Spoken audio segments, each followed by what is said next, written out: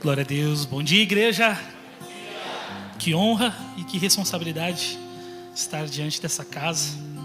Essa casa que tanto nos ensina. E para mim é uma honra sem palavras poder falar um pouquinho do que Deus tem feito na minha vida, na minha família, através dessa obra, né, que é o livro Reconstruindo o Altar, que nada mais é do que o meu testemunho, é a minha história. Uma história simples, comum, de um homem que conheceu a Jesus na sua infância, praticamente adolescência, se desviou, sem sair de dentro da igreja, mas teve o altar reconstruído para viver em adoração ao Senhor. Eu deixo um abraço do pastor Lucas, da pastora Paula. Eles não puderam estar hoje, mas eles dizem que estão com muita saudade de vocês e que em breve estarão juntos novamente. Amém? Eu queria agradecer ao pastor Fabiano, a pastora Lidiane, por abrirem esse espaço para a gente poder falar das coisas que Deus tem feito lá em Rosário. E tudo começou com eles, essa é a verdade. Há 10, 11 anos atrás, né?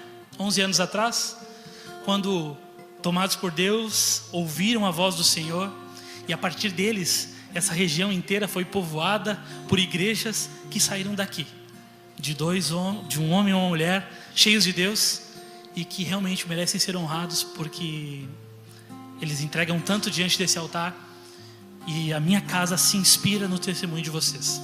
Quando eu escrevi esse livro, eu pensava, olhando a minha história, analisando as trajetórias e os momentos em que eu passei com o Senhor, eu pensava, nossa, como que eles conseguiram aguentar tanto sofrimento, tanta dor, e ainda assim com um sorriso no rosto, motivar e trazer vida a uma geração. E hoje mais cedo nós conversávamos e a paixão segue a mesma, nada mudou, é trazer a palavra verdadeira de Cristo.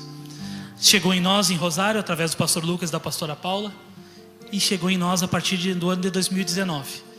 Fomos para Bola de Neve, uma igreja que para mim nem nome de igreja tinha, mas ali o Senhor foi nos transformando, me quebrou e me fez novamente como um vaso para a adoração e para a honra do Senhor. Queria falar um pouquinho sobre a história do livro, e o Senhor me ministrava acerca de um versículo, mas eu vou mesclar um pouco a história do meu testemunho também com um versículo que o Senhor vem me ministrando. A história do livro começou há mais ou menos um ano e meio atrás, quando durante um culto normal, um culto rotineiro da nossa igreja, o Senhor fala uma frase ao meu coração, e eu escutei a voz do Senhor audivelmente: reconstruindo o altar de adoração. Eu componho, e rapidamente eu pensei que era uma inspiração do Senhor para uma canção.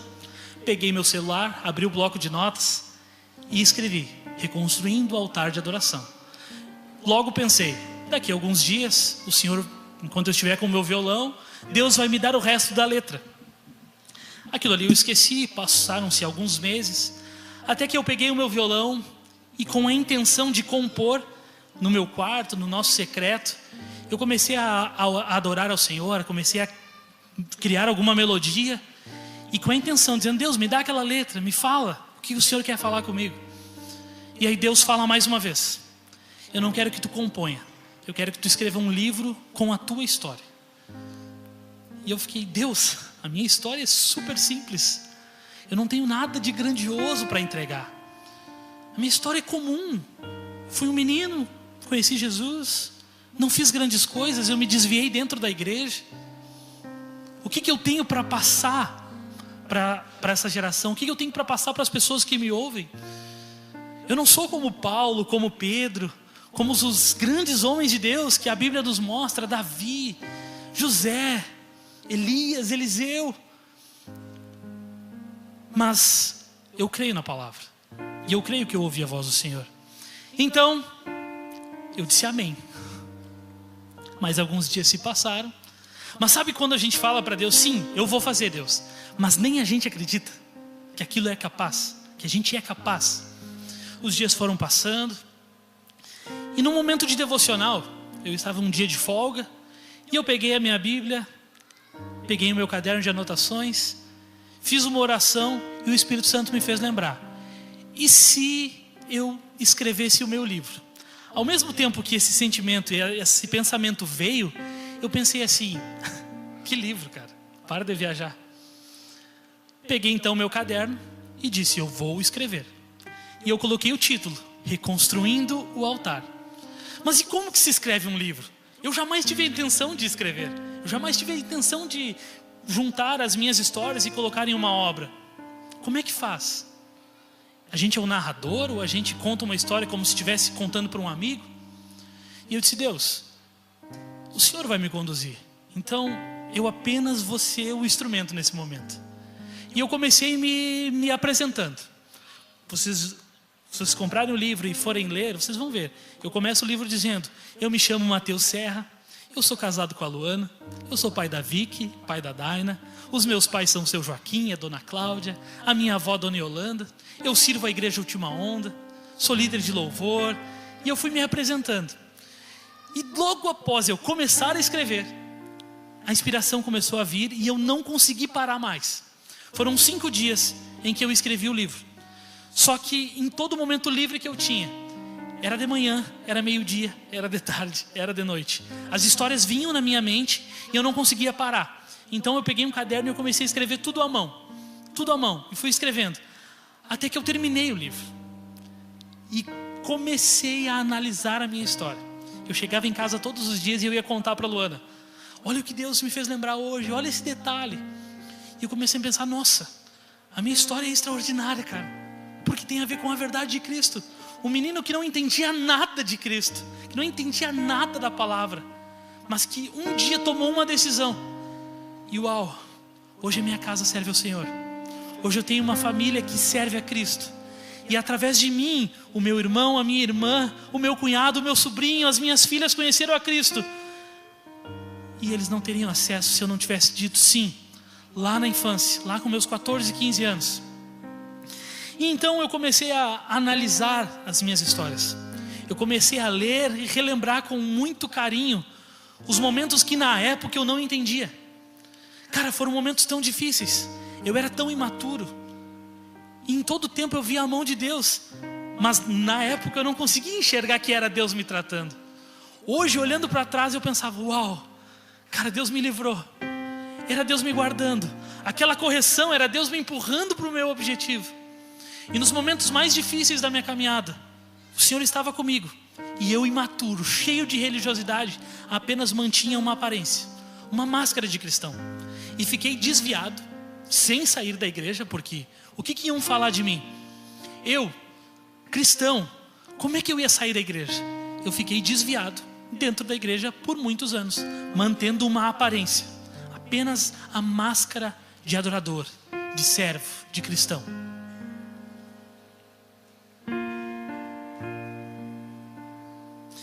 Abra comigo em Hebreus 13, no capítulo 15.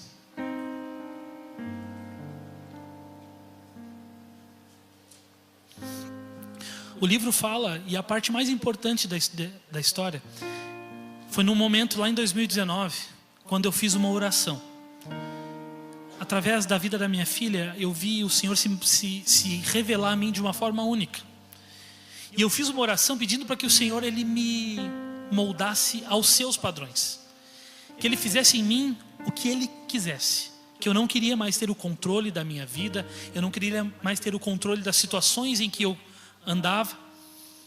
E aí foi o ponto de virada da minha vida. Esse foi o ponto onde Deus realmente reconstruiu o altar de adoração. E começou a se revelar a mim de uma forma única, de intimidade. Hebreus 13:15 diz assim: assim por meio de Jesus, ofereçamos um sacrifício constante de louvor a Deus, o fruto dos lábios que proclamam o seu nome. Hoje em dia nós entendemos que não é mais necessário altares de pedra, sacrifício de sangue, mas sim uma vida inteira de entrega, de renúncias, de sacrifício de adoração. Que o fruto dos nossos lábios seja a adoração. E não tem a ver com a igreja ou com o culto, mas sim com uma vida disposta a entregar tudo para Cristo. Uma vida que adora em espírito e em verdade. E nessa caminhada tem altos e baixos, tem dias difíceis. E assim como as estações, Vai ter dia que vai estar chovendo, mas vai ter o dia que vai ter sol. Vai ter o dia que vai estar muito frio e vai ter o dia que vai estar muito calor. E essa é a nossa caminhada cristã. Vai ter dias que eu não quero vir à igreja, vai ter dias que eu não quero orar, mas ainda assim é necessário matar e sacrificar a nossa carne, para que então sejamos verdadeiros adoradores, verdadeiros ministros do Senhor. Que independente do ministério em que nós servimos, nós venhamos a adorar a Cristo com as nossas vidas, no nosso trabalho, na escola, na faculdade, na nossa família. E se for necessário ganhar uma pessoa apenas durante a nossa trajetória, então cumpriremos com o nosso chamado, que é levar a palavra de Cristo a toda criatura. O sacrifício então não é mais de sangue. O sacrifício é o louvor que sai dos nossos lábios. Amém? E o altar é a nossa vida. Não é o altar de pedra, não é o altar que nós subimos e consagramos ao Senhor, mas é o altar da nossa vida. É muito fácil, e eu mantinha essa aparência por muitos anos. Eu pegava o meu violão e eu toda quinta e todo domingo eu subia para ministrar o louvor à igreja com o coração vazio, sem ao menos ter orado no último ano talvez. Mas eu fechava o meu olho, eu falava palavras, eu orava. Só que quando eu saía do culto, eu me sentia uma fraude, eu me sentia o maior mentiroso, porque eu dizia assim: eu estou falando de Cristo, daquilo que eu já vivi um dia, mas que hoje eu não sinto mais. E eu via as pessoas se alegrando, eu via a igreja adorando, e eu pensava: nossa, como eu queria isso. Só que eu era muito orgulhoso. Eu via a minha esposa pagando o preço por mim dentro de casa. E aí eu criei um método, né? Como é que a gente faz para não ter contato com a igreja, para não ser corrigido? Começava o culto, eu chegava 10 minutos depois. Terminava o culto, eu saía 10 minutos antes. Porque aí o irmão que via que eu estava meio afastado, estava distante, ele não tinha como falar comigo. Durante a semana a gente não conversava. E os anos foram passando. Foram longos anos em que eu fiquei afastado dentro da casa do Senhor, em que eu fiquei afastado falando de Cristo e sem acreditar. Duvidei, eu não saí da igreja, porque eu tinha uma esposa que orava por mim e que me dizia assim: a única coisa que tu não vai fazer é parar de ir ao culto. Ela aceitou ir comigo mais tarde e ela aceitava ir embora mais cedo, mas ela não desistiu de mim. É necessária uma busca constante pela reconstrução do altar de adoração, que é a nossa vida. Aí eu te pergunto: você se considera um verdadeiro adorador? E se você se considera, o que é adoração? Essas foram algumas perguntas que eu comecei, que o Espírito Santo me fez e que eu comecei a ter que olhar para dentro de mim e responder. Segundo o dicionário, a adoração é um ato, é um efeito. Mas a verdade é muito mais profunda. E nós que conhecemos a Cristo entendemos que não tem a ver apenas com a definição que o dicionário nos mostra, mas sim com uma vida, um dia após o outro. Uma caminhada que não é uma corrida rápida, mas uma maratona, onde é necessário às vezes parar de correr um pouco e apenas caminhar. É necessário dar um pique um pouco mais forte, mais rápido, porque é um momento, é necessário. Nos últimos anos, nós acabamos tornando, e eu acredito que a igreja brasileira acabou tornando a adoração como um estilo musical atrelado ao worship. Nós acabamos entendendo que a adoração é um momento do culto, é uma apresentação, é o louvor bem elaborado, é uma ambiência, é o pad do teclado, e é aquele momento que eu ergo as minhas mãos e eu me concentro com toda a minha força e eu começo a falar palavras de adoração, palavras de amor, e então eu sinto uma coisa boa, um arrepio, parece que sai um peso. Isso é adoração. Mas a verdade é que isso não tem nada a ver com adoração. A música, a dança, os instrumentos, elas são ferramentas de adoração. E eu posso dizer com propriedade, porque eu usei o meu instrumento, a minha voz, a minha vida em adoração por muitos anos, mas era uma mentira, era falso. E então a igreja ela se tornou banal. Nós tornamos a adoração algo banal, um momento do culto. Antes da palavra tem a adoração. Mas a verdade é que a adoração tem a ver com a nossa vida de entrega, de renúncia, de sacrifícios. O pastor está doente, cara. Ele está aqui porque ele entendeu que ele precisa adorar a Cristo com a sua vida. E não tem a ver com a igreja, tem a ver com Cristo, não é mesmo, pastor? Uma vida de renúncia, sacrifica o próprio eu.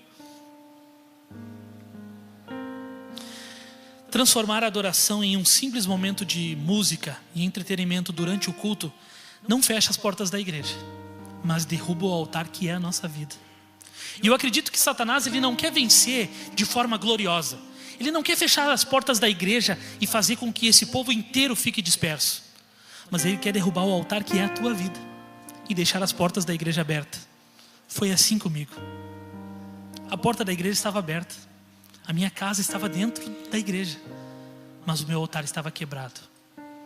E olhando para trás eu consigo identificar tantos irmãos que, assim como eu, fizeram pela força do braço, vestiram uma aparência, e hoje, irmãos, muitos deles estão em centro espíritas, centro de umbanda, com casamentos frustrados.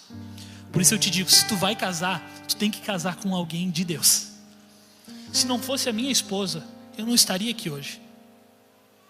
Eu teria me afastado. Eu não tinha vontade alguma de estar na igreja. Eu não tinha vontade alguma de ser o exemplo para minhas filhas. Mas eu tive alguém que não desistiu de mim. Eu tive uma mulher de Deus que decidiu pagar o preço, enquanto ninguém sabia. Ela orou, e ela já sabia esse homem de Deus que eu me tornaria. Mas esse homem de Deus estava tão distante. Abra comigo em Samuel, 2 Samuel 6. A história do rei Davi.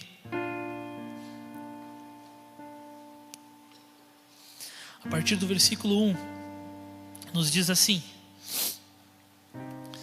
Deus uniu novamente todos os melhores guerreiros de Israel, 30.000 ao todo. Partiu com eles para Balaá de Judá, a fim de buscar a arca de Deus, junto à qual era invocado o nome do Senhor dos Exércitos, que estava entronizado entre os querubins. Puseram a arca de Deus num carro novo e a levaram da casa de Abinadab, que ficava num monte. Saindo da casa, Uzai e Aiô, filhos de Abinadab, guiavam a carroça nova, que transportava a arca de Deus. Aiô estava à frente da arca. Davi e todo o povo de Israel celebravam diante do Senhor, entoando cânticos e tocando todo tipo de instrumentos musicais: liras, harpas, tamborins, chocalhos, símbolos. Quando chegaram à eira de Nacon, os bois tropeçaram, e Uzá estendeu a mão e segurou a arca. A ira do Senhor se acendeu contra Uzá, e Deus o feriu por causa disso. Ele morreu ali mesmo, ao lado da arca de Deus. Davi ficou indignado porque a ira do Senhor irrompeu contra Uzá, e chamou aquele lugar de Perus-Uzá, como é conhecido até hoje. Davi teve medo do Senhor. E a gente vê que nesse momento da história, Davi acabara de se tornar rei de todo Israel, e ele tinha uma boa intenção. Assim como o pastor Fabiano acabou de falar, que uma boa intenção também machuca, uma boa intenção também não gera uma adoração verdadeira. E Davi estava cheio de Deus, tomado pela presença, influenciado pela presença de Deus, com a intenção de colocar as coisas em ordem, colocar a casa, as coisas no seu devido lugar. Então precisava trazer a arca da presença, a arca que simbolizava a alegria, a esperança. Fizeram a arca de Deus num carro novo e a levaram da casa de Abinadab, que ficava num monte, saindo da casa de Uzá. Uzá e Aiô, filhos de Abinadab, guiavam a carroça nova, que transportava a arca de Deus. Quando chegaram à eira de Nacon, os bois tropeçaram, e Uzá estendeu a mão e segurou a arca. A ira do Senhor se acendeu contra Uzá, e Deus o feriu por causa disso, e ele morreu ali mesmo, ao lado da arca de Deus. Aí eu te pergunto, tem como transportar a presença de Deus de qualquer maneira? É possível ser cheio da presença de Deus sem pagar o preço, sem momentos de renúncia, de intercessão, de busca, de jejum, de leitura da palavra? A gente não aceita Cristo hoje e faz uma oração de transformação e amanhã a gente se torna um pregador. Não, o Senhor, Ele nos moe. É necessário pagar um preço. Assim como Jesus, assim como o apóstolo Paulo que fala, sedes meus imitadores, porque eu imito a Cristo. Mas o apóstolo Paulo, ele se complementa dizendo que ele já sabe todas as coisas. Ele sabe viver no pouco, sabe viver no muito. Eu te pergunto, você sabe viver no pouco? Você sabe viver no muito? Será que se Deus te der um salário milionário, você não vai se desviar? Será que você não vai sonegar? Agora, se Deus te deixar na miséria, você vai ter força para ir a pé na igreja? Para pegar chuva, vento? Sacrificar, irmãos.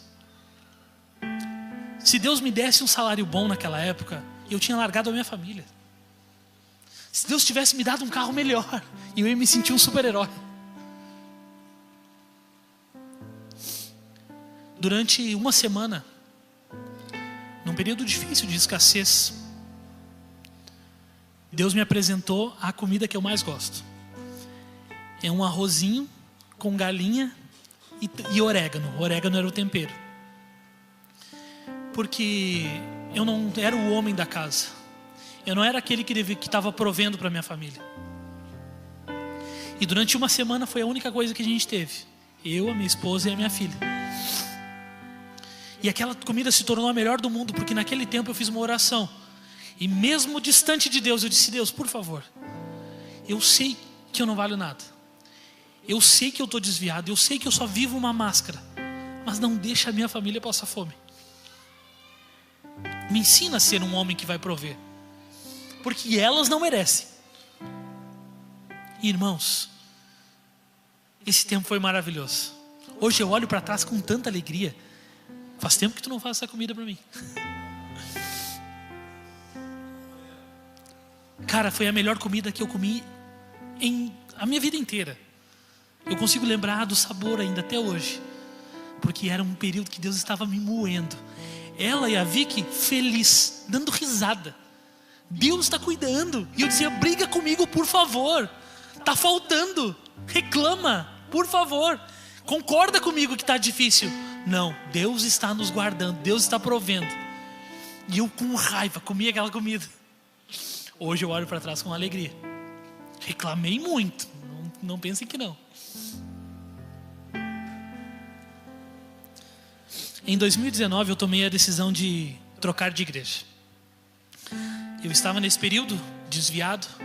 Eu planejei algumas formas de matar o meu antigo líder, né? Eu pensava assim: e se eu passar com o carro por cima dele? Ninguém vai descobrir. O freio falhou. Eu pensava mesmo. Sério que não era tão forte, mas eu cheguei a pensar algumas vezes. Eu não conseguia ver os irmãos que me feriram, que me magoaram ou que me podaram como instrumentos de Deus. Eu era tão cheio de mim mesmo. A religiosidade era tão grande dentro de mim que eu estudava a Bíblia mesmo sem acreditar nas palavras que eu lia, para poder debater com eles. E aí o pastor pregava e eu dizia para a Luana: ele está falando bobagem. Eu criticava o tempo inteiro. Aí agora vocês imaginam indo para a bola de neve, aonde apagava a luz, aonde tinha chofar, onde o altar era uma prancha. Meu Deus, isso é uma seita herética. Depois de 2 anos, 2017 a 2019, desviado, sem parar de ir à igreja, visitando alguns lugares, a gente recebeu um convite para ir na bola de neve. Eu disse assim: eu vou ir porque o meu amigo, ele tinha voltado para os caminhos do Senhor na bola de neve. Então eu vou ir com ele porque eu quero, tô feliz por ele, né? A gente foi com algumas pessoas. A gente saiu do culto e a Luana me olhou assim: por favor, vamos vir para cá. Ela não queria trocar de igreja. Ela estava bem com Deus. Só que ela se apaixonou pelo ambiente e pela presença do Senhor naquele lugar, que ela disse: se tu quer sair, então vamos para lá que eu vou contigo. Ela não tinha aceitado ir para nenhuma outra. Eu queria ter ido para a Assembleia, eu queria ter ido para ter igrejas mais tradicionais. Eu andava só de camisa, com a Bíblia gigante assim, né? Porque o tamanho da Bíblia importa, embaixo do braço. A gente saiu de dentro da igreja, ela olhou para mim, era no antigo sindicato. Quem é que foi lá no sindicato? Glória a Deus, quanta gente. E ela olhou para mim e disse assim: por favor, amor, vamos vir para cá. Eu olhei para ela com uma marra, uma pose, E eu disse assim: eu nunca mais coloco os meus pés dentro dessa igreja. No meu lado, na hora do louvor, tinha um barbudão assim. E aí era bem apertadinho, né? E ele ficou o tempo inteiro se balançando e adorando assim, encostando em mim. E eu vinha pra cá, né? Até que o outro lado começou a se encostar em mim também. E eu disse assim: meu Deus, eu não conheço nenhum louvor. Que tem um berrante daqui a pouco do meu lado? Meu Deus, que é isso? Eu tô no meio de louco, num bando de louco. Cara, nunca mais. Alguns meses se passaram. A gente está chegando perto do final do ano. E a Luana foi mais um culto, foi uma célula. Até que o senhor foi pregar num culto especial. E aí então fizeram uma pressão muito grande. E eu fui. Naquele dia o Senhor nos marcou através do testemunho de vocês. O Senhor restaurou o altar de adoração na vida da Luana, reconstituiu o ministério de adoração na vida dela. E eu não sei se o senhor lembra, mas o senhor fez uma oração comigo que dizia assim: tu não sabe nem como que as coisas vão acontecer, mas tu vai te tornar um homem de Deus, e um povo vai te ouvir.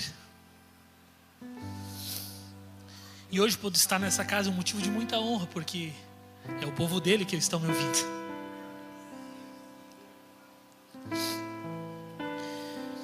Eu tinha uma regra: eu só ia trocar de igreja se a igreja aceitasse a Vicky. A Vicky na época tinha 6 anos. E na outra congregação, na outro ministério, ela só ficava na escolinha. Na hora do culto ela deitava, até dormia no banco. Até que então, logo após o culto que o pastor Fabiano pregou, 15 dias depois, teve um outro culto. E a Luana me disse assim: vamos nesse culto, vamos nesse culto. E eu disse assim: eu vou ganhar dela agora. É agora que eu vou colocar um ponto final de vez na história da tal da bola de neve. Vamos levar a Vicky. Se a Vicky gostar do culto, a gente vai congregar lá. Eu fui muito astuto. Eu fui muito inteligente nesse momento. Porque eu sabia que não tinha ministério infantil. Tinha 5 obreiros e uns 20 membros. Eu disse: tá, ela vai odiar o culto e nós vamos embora e nunca mais vamos precisar voltar. Naquele dia, no segundo louvor, a Vicky estava 2 cadeiras à frente de nós, com outras 2 meninas. E eu achei estranho, né? Eu estava ali, concentradinho, com o olhinho fechado. Já estava até me sentindo um pouquinho mais em casa, assim, né? Não estava achando tão estranho. Quando eu olho assim, a Luana me toca. E aí eu olho para frente e eu vejo a Vicky assim, ó. Assim, não, o que é isso, cara? Eu fui lá na frente e eu olhei para ela, a minha filha de 6 anos, com o seu rosto prostrado. Sério, o rosto dela parecia que brilhava. As mãozinhas dela bem pequenininha para cima, o rosto encharcado de lágrimas, chorando, se derramando e cantando. Eu nem sabia que ela sabia aquela música. E ela cantando e adorando. E eu disse: meu Deus, eu sou uma fraude. Cara, eu fico botando empecilho nas coisas de Deus, e a minha filha está sentindo a presença e eu não sinto nada. Naquela noite, eu tomei uma decisão de homem de verdade. Eu decidi rasgar o meu currículo. Eu tinha uma marra de cristão, de conhecedor da palavra. Eu gostava de debate, eu gostava de fazer fiasco, batendo bocas, sobre a palavra, é claro, né? Naquela noite, eu me ajoelhei e eu fiz a oração, talvez uma das mais sinceras que eu fiz até hoje. Eu disse: Senhor, eu rasgo o meu currículo. Eu reconheço que eu não sei nada. E eu estou disposto a aprender do zero. Cara, esse é o ponto mais importante do livro. É o que vira a chave. É onde eu mais sofri. Vocês vão entender agora. Foi os momentos que eu mais fui atacado, eu mais fui bombardeado, eu mais fui podado. Só que eu via isso com tanta alegria. Porque a partir daquele momento foi como se o buraco que estava na minha vasilha se fechasse. E Deus começou a me encher de uma maneira que o pastor me cobrava. A partir daquele dia, eu disse amém, entendi que é aqui, iremos congregar aqui. Deu 2 semanas, nós estávamos lá no Aviva Uruguai e eu estava sambando, cara, com não me lembro o nome, a Batucada Abençoada. E aí os irmãos, os guris assim, cara, quem é esse Serra? Quem é esse irmão que está aqui? Ontem era Assembleia, hoje é Bola de Neve.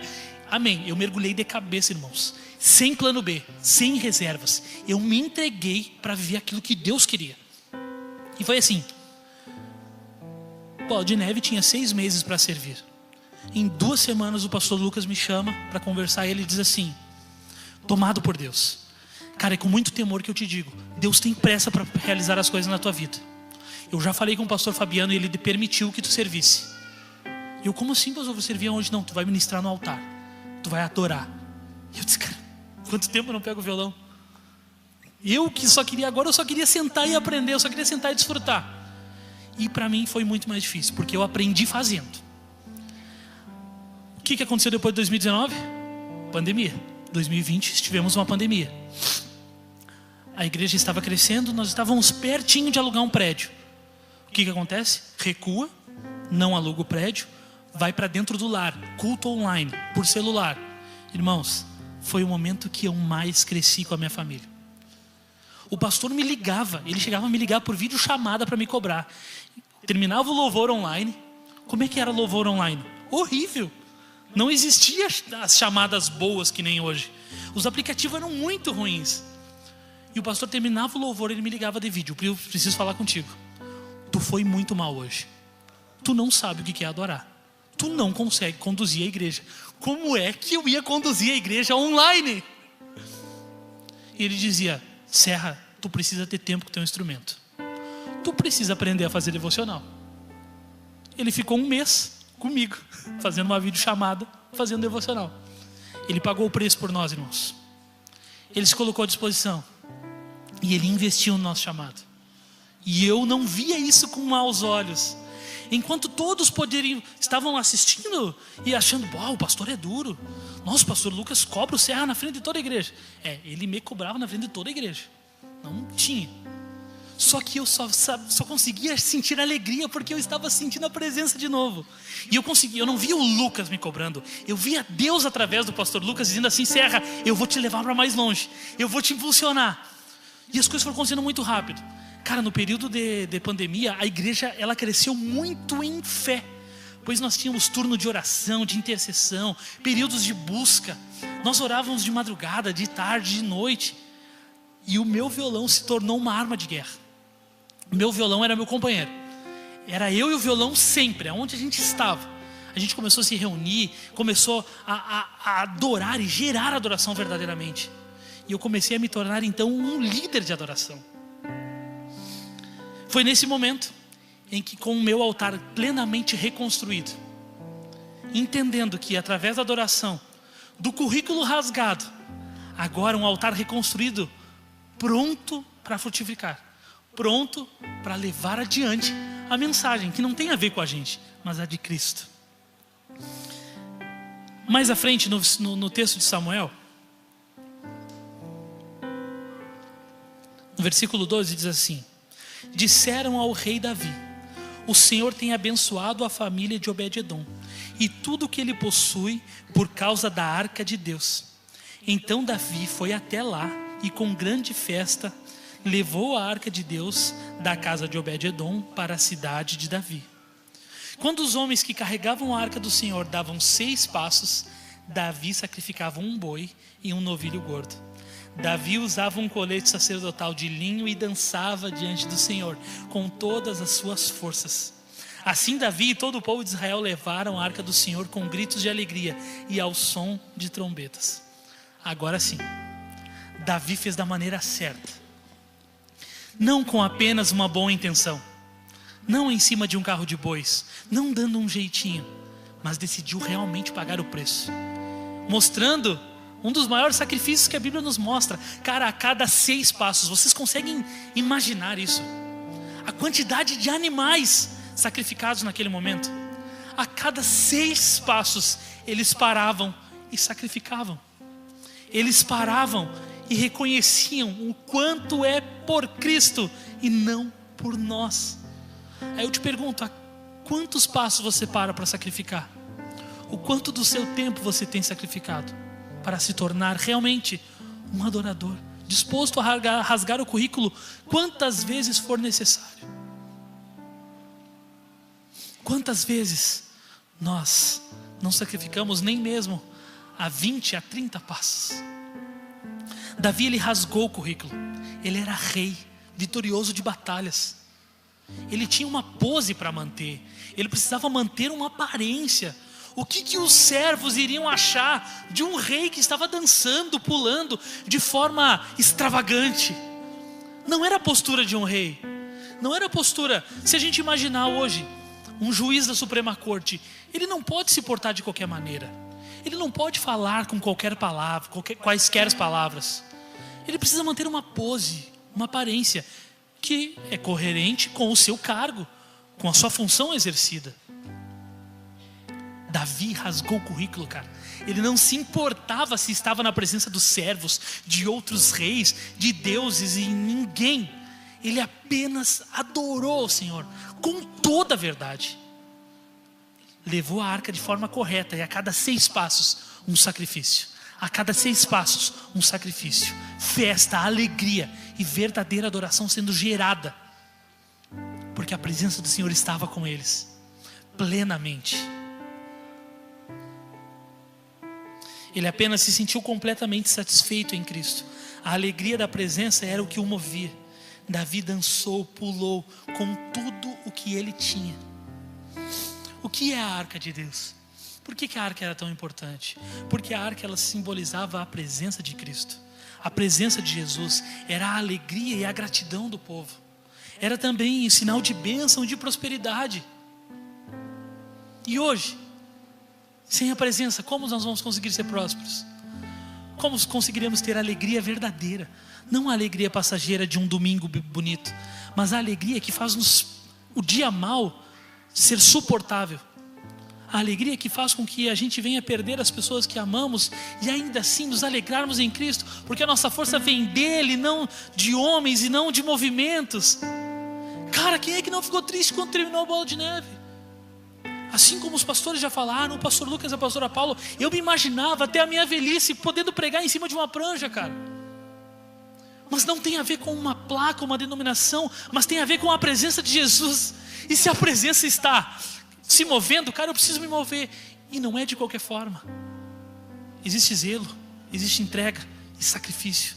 Não dá para colocar a presença em cima de uma carroça e querer levar. Não dá para adorar de qualquer jeito. Precisa levar a presença de forma honrosa. É preciso sacrificar. É preciso a cada 6 passos lembrar de onde o Senhor nos tirou e de onde Ele quer nos levar. Assim como Davi, que resolveu fazer tudo certo, após essa oração que eu fiz lá em 2019, as coisas mudaram muito rápido na minha vida. Foi como se realmente uma chave virasse e tudo começou a mudar. Davi sacrificava 6 passos. Nós enfrentamos a pandemia, cultos online, duras críticas do meu pastor, que produziram muitos bons frutos. Eu e a minha família crescemos tanto porque a gente se fechou em casa. E quando tinha rumores de maiores índices de separação da história, que foi durante a pandemia, quando as pessoas estavam trancadas dentro de casa, eu e a minha família crescemos. A minha esposa via um homem de Deus que ela imaginou muitos anos atrás e orava por isso, se tornando realidade. Alguém que começava a gerar adoração dentro de casa. Alguém que começava a pagar o preço pela família. Alguém que começava a ser um exemplo para a filha. E cara, se você é pai de menina, a sua filha precisa querer casar com você, porque você precisa ser o exemplo de um homem de Deus, que um dia ela vai se apaixonar. E cara, levar a adoração adiante, porque não tem a ver com a gente, mas sob o currículo rasgado, em um altar reconstruído, disposto a gerar adoração para uma nação, cara. As nossas cidades precisam conhecer a Cristo, e eis-nos aqui, começa por nós. Você já fez essa oração? Eis-nos aqui, Senhor, começa por nós. Assim como vocês, nós lá em Rosário, nós somos muito atacados da mesma forma, porque nós entendemos e decidimos pagar o preço. Então as guerras são constantes. A cada novo dia uma dificuldade diferente. Dificuldade, irmão, e eu não digo nem mesmo com pessoas que não conhecem a Cristo. A dificuldade é de igreja contra igreja. É corpo ferindo corpo, corpo se mutilando, o corpo se atacando, porque na verdade ele não está disposto a sacrificar a 6 passos, mas sim a manter uma vida de aparência, manter uma vida de máscara. Oh, irmãos, é necessário se rasgar, é necessário abrir mão do eu, para que Ele faça a boa obra, para que Ele se manifeste e faça a sua vontade em nós. Dessa mesma forma, assim como Davi, eu não via mais dificuldade, eu não tinha mais medo da presença. Eu comecei a sentir muita alegria.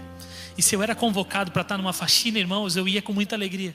Se eu era convocado para uma vigília, a gente não conseguia sair antes das 6 horas da manhã. Se a gente era convocado para orar de madrugada, se a gente era convocado para ir lá e confrontar demônio, irmãos, alegria em servir a presença, alegria pois a arca estava comigo novamente. Não estava mais vazio, não existia mais aparência. E a primeira vez que eu preguei, eu dizia para a Luana: uau, como é bom pregar sentindo a presença o tempo inteiro. Cara. Eu tive um período em que eu pregava para anciões na outra igreja. Toda tarde, todas as quartas-feiras às tardes, eu pregava para uns 15 ou 20 aposentados. E eu falava só do meu conhecimento. Quando eu preguei a primeira vez na Bola de Neve, cara, uau, eu sentia a presença me conduzindo. E quando ele parou de falar, eu disse: amém, eu não vou falar mais, porque eu nunca mais quero perder a alegria de saber que o Senhor está comigo, me usando. Por mais que hajam dias difíceis, vai haver dias difíceis de novo, irmãos. Deus foi me dando canções. A gente conseguiu gravar canções na nossa estrutura. Rosário, cara, não tem estúdio. Eu paguei R$100 para um irmão pagar produzir e divulgar as minhas músicas. As minhas músicas alcançaram 7 países. Uma letra que surgiu de adoração, de um momento verdadeiro com Cristo. Um encontro com os olhos de Cristo. O mesmo encontro que eu tive no dia que eu fiz a oração após ver a minha filha rendida. Eu encontrei os olhos de Jesus. E esse encontro transformou a minha vida. Esse encontro rasgou o meu currículo, mas reconstruiu o altar de adoração. E a adoração é a única chave para manter uma vida constante em direção ao alvo, em direção ao objetivo. Com certeza, nós seremos tratados como loucos. Com Davi não foi diferente. A gente já vai encerrar. Eu pulei um pouquinho da história, eu te contei as partes mais importantes, para que você adquira essa obra e abençoe alguém, ou seja edificado, com uma história simples de um menino que foi transformado pela palavra do Senhor, e que não foi fácil, que tinha tudo para dar errado, mas pela honra e glória do Senhor, hoje consegue dar o testemunho de alguém que é falho. E eu não tenho vergonha de contar as minhas derrotas. Eu sempre falo das minhas derrotas, porque em todo tempo, quando eu voltei, o Senhor, Ele me mostrou e me curou. Não existe mais trauma, não existe mais aflição, não existe mácula, irmãos. O Senhor, Ele me perdoou, a minha esposa me perdoou, a minha filha me perdoou, para que hoje eu pudesse ser um homem de Deus, com muitas falhas e com muitos defeitos, mas disposto a levar a palavra do Senhor a toda criatura. E vocês não imaginam o quanto eu estava nervoso hoje, e ainda estou, porque falar de Jesus é algo muito sério. Falar para Jesus dentro dessa casa que sim, tem um homem e uma mulher de Deus que instruem com tanta sabedoria e excelência, com um chamado ministerial que realmente nos motiva e nos move, e com uma história de sacrifício que nos transforma. Mas nós entendemos que a cada novo dia as misericórdias do Senhor, elas se renovam, e as nossas palavras, elas têm poderes para transformar a vida de cada um. E esse é o combustível da fé. A gente já vai encerrar. Eu queria chamar o louvor. E assim como Davi, que pela sua própria esposa foi desprezado, foi tratado como louco. Se você seguir lendo o texto de 2 Samuel, os próximos versículos mostram isso. Mical, sua esposa, vai lá e o critica. Fala que a postura dele não era a postura de um rei, que aquilo era desprezível aos olhos dos servos. Como que ele ia se despir, colocar uma roupa de linho e sair pulando e dançando de forma extravagante diante do povo? O que o povo iria pensar? Aí eu te pergunto, como que você vai sair da sua casa, dos seus pais, esposa, do seu meio de convívio, e se entregar a Cristo de uma forma extravagante. Talvez você seja muito atacado. Talvez você seja muito criticado. E isso faz com que você se retraia. Faz com que você apenas frequente aos domingos, mas não se entregue verdadeiramente de forma extravagante para viver então a plenitude da vontade de Deus. É necessário rasgar o currículo, irmãos. É necessário abrir mão do eu, das vontades, matar a própria carne e ser desprezível aos olhos dos homens. E não apenas com boas intenções, manter uma vida morna, fria, que nos ativa no domingo ou nos eventos. Os eventos vêm, tem um movimento, a gente fica cheio e vai passando os dias, um dia após o outro a gente vai murchando e esfriando. A adoração é a chave para constância. E é isso que nós precisamos na nossa caminhada. Não é 15 dias voando, uau! Mas uma vida constante, entendendo que é necessário sacrificar, é necessário manter o passo em direção ao alvo, em direção ao objetivo. Um altar reconstruído vem apenas da intimidade, de uma oração verdadeira e de renúncia. É impossível carregar a presença de Deus, a arca do Senhor, sem rasgar o currículo e se permitir ser totalmente restaurado pelo Senhor. Através da adoração, com o coração totalmente quebrantado e moldado por Deus, dispostos a entregar uma adoração extravagante, sem reservas, sem planos B, apenas adorar com tudo que somos. Mas a escolha sempre será nossa. Você pode sair daqui hoje e essa palavra ter sido apenas mais uma, e domingo que vem você precisar de um novo combustível. Mas a cada novo dia você pode tomar a decisão de escolher. E a escolha sempre será nossa. A escolha sempre será sua. E dizer assim: Senhor, por hoje basta. Para mim foi quando eu vi a minha filha cheia da presença e eu vazio por muitos anos. Aquele dia foi o dia do basta. Foi o dia que eu parei de carregar a arca, a presença, num carro de bois. Foi o dia que eu decidi sacrificar a cada 6 passos. E pasmem, não foi mais fácil. Não foi mais tranquilo. Eu compus a canção Verei Milagres porque a nossa segunda filha, eu tinha um plano perfeito. A Luana ia engravidar, a pequena ia nascer, a Luana ia ficar no auxílio maternidade, eu ia ficar no meu trabalho bom. Mas o Senhor não queria assim. A gente tentou por 5 meses para que ela engravidasse e nada. Até que a gente pensou: nossa, vai ter que precisar de algum tratamento para essa gestação acontecer. Nesse mesmo momento, a igreja passava por momentos muito difíceis financeiramente. E então, a Luana foi demitida. Tudo bem, ela não está grávida, não tem problema, eu me viro sozinho, eu dou um jeito. 2 meses depois, a Luana está grávida. Deus, por quê? O meu plano era perfeito. Ela ia ficar 4 meses de auxílio maternidade, eu ia conseguir juntar um caixa, e ela não ia precisar mais voltar a trabalhar. Tudo certo. A Vicky, a nossa mais velha, ela mamou no peito por 1 ano. A gente não precisou gastar com leite, nada extra. Foi super tranquilo. E eu comecei a ficar inseguro, novamente, com medo. Até que, fazendo uma oração dentro do meu carro, eu comecei a dizer: Deus, eu quero ver milagres. Eu não quero mais ter dúvidas. Eu não quero mais voltar a pestanejar. Eu não quero voltar a ser o velho Serra, o velho Mateus. Dentro do meu carro eu comecei a compor. E eu comecei a chorar diante do Senhor, dizendo: eu vou ver milagres, eu vou ver as cadeias se rompendo, eu vou ver muralhas ruindo, no âmbito da minha casa, da minha família, mas também na casa do Senhor. A igreja vai viver milagres. E essa foi a minha declaração de fé: verei milagres, verei milagres, eu viverei milagres. Verei milagres foi uma canção. E a gente começa sempre dizendo Yeshua, clamando ao Deus que salva. Subimos o monte 7 dias, eu pastor e alguns dos irmãos, oramos e declaramos cura, fé, restauração. Na minha mente, a Luana iria conseguir um trabalho mesmo grávida. Não foi o que aconteceu.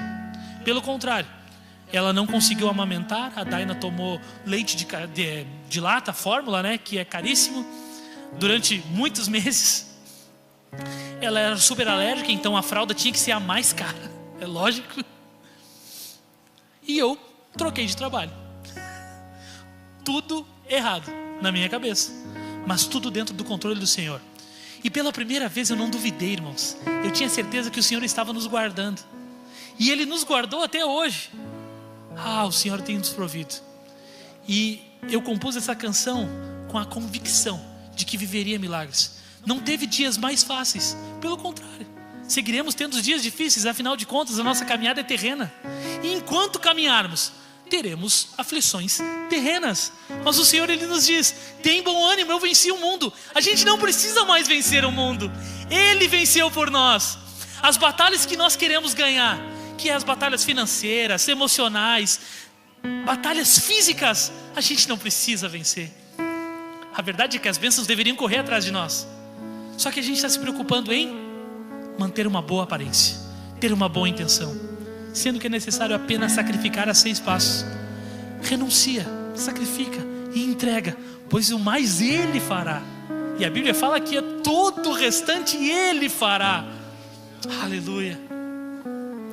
A trajetória de reconstrução do altar é até que Ele venha. A cada novo dia, mais uma pedra recolocada, mais um degrau reconstruído. Pois terão dias difíceis, terão os dias muito dolorosos. Há um mês atrás eu perdi a minha avó. Meus irmãos, minha família perdeu a minha avó, que foi a primeira mulher de Deus da minha família. Através dela chegou-se uma geração a Cristo. Foi muito difícil, irmãos, mas descansou uma guerreira, uma general de guerra. E pasmem, ela viveu lutas até o seu último dia de vida, pois ela tem um filho, meu tio, que ele tem algumas deficiências. E ela cuidou dele até o último dia. Ela ajudava ele a levantar da cama, ela ajudava ele a deitar, ajudava ele a se alimentar. Mas quando descansou, as suas feições eram de alegria, pois ela se encontrou com o noivo e não precisa mais ter dor, não tem mais choro, mas sim plena convicção. E aquela que guardou a presença. E irmãos, ela tinha tantos defeitos. Se ela via alguém subir ao altar e a saia não era abaixo do joelho, ela dizia: olha aí, está mostrando tudo, dentro do culto. Mas ela foi uma guerreira de oração, que motivou e gerou uma família. E aí, você está disposto a sacrificar a cada 6 passos? Para os teus filhos, para os teus netos, para os teus vizinhos, para que uma geração conheça Cristo? É necessário rasgar o currículo.